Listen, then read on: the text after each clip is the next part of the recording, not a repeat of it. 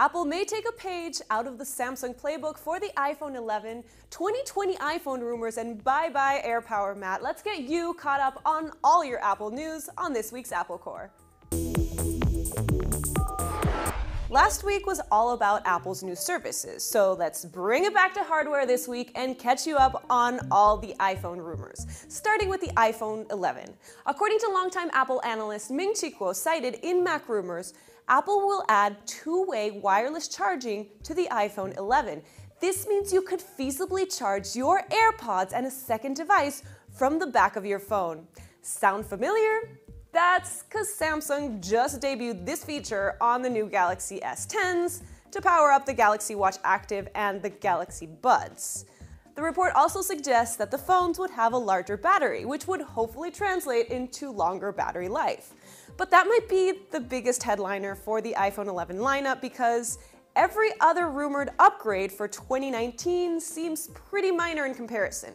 According to rumors, Apple will stick with the same three-phone lineup and the same screen size and LCD display for the cheaper XR model. Another change could include a 3-camera array on the back of the phone with a super wide-angle lens and maybe a second front-facing camera, again, like the Galaxy S10 Plus, and a lot of other Android phones for that matter. But it's unclear whether these extra cameras would come to all the models of the new iPhone or just the Max. Now, less likely changes include a smaller notch, flat edges, and a switch to a USB-C port like last year's iPad Pros, as pictured here in this concept's iPhone video.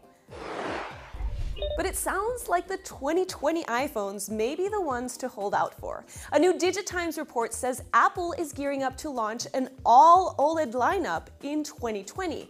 This means the cheaper XR would also be OLED. It is currently LCD.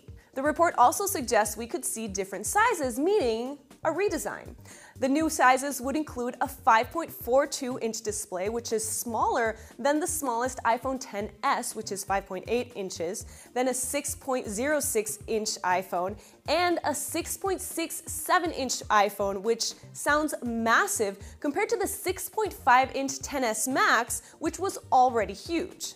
But the total footprint of the phone might not be that much bigger because in this case it would have smaller bezels and potentially no notch. Also, this time around, the cheapest of the phones would be the smallest. Samsung is likely to remain Apple's primary OLED screen supplier, so don't expect the prices of these phones to go down because this is currently the most expensive feature on the iPhone.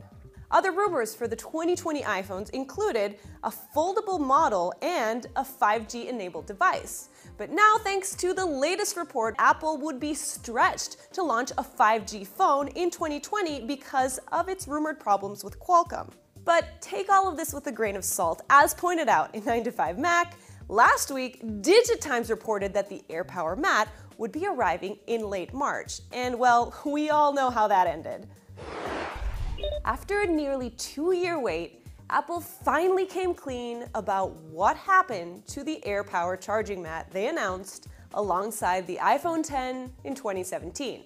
You know the one, the wireless charging station that would allow you to get rid of all your cables and charge 3 Apple devices at once, no matter where you put them on the mat. Well, that's officially canned. This after multiple mentions of the device were spotted in iOS 12 code, the new AirPods box, and iPhone XS packaging. The company said it failed to achieve their high standards. But industry sources have said that the multiple coils required to power this mat were causing it to overheat, a problem the company clearly was not able to solve in time. So yeah, this is embarrassing for Apple. But it may be a teachable moment, and next time, they'll wait till the product is actually fully fledged to announce it on a stage.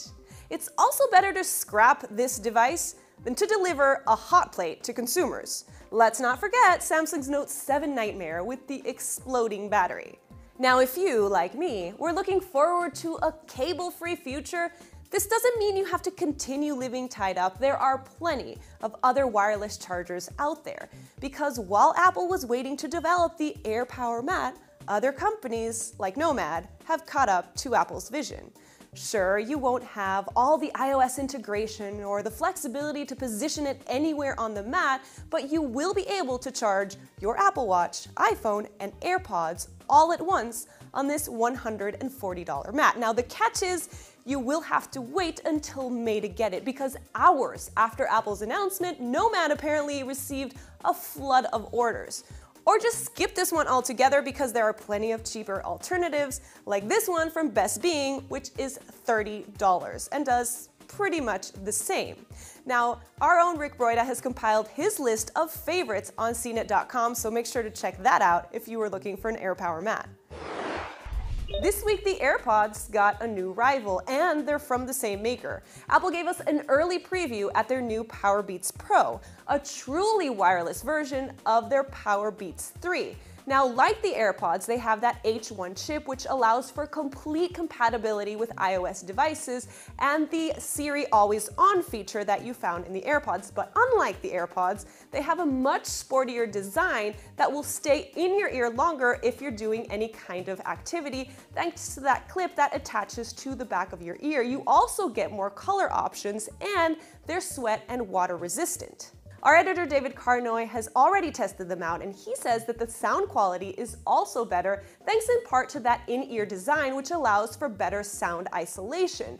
Now, the catch here is that they do come with a larger charging case, no wireless charging option, and they're $250. This makes the $160 AirPods sound like a deal. Now, they won't be available till May, but you can already check out our preview on CNET.com. That's it for this week's show, but let me know if you're still mourning that AirPower mat, or if you're gonna go out and buy an alternative. And also come back next week for more Apple Core.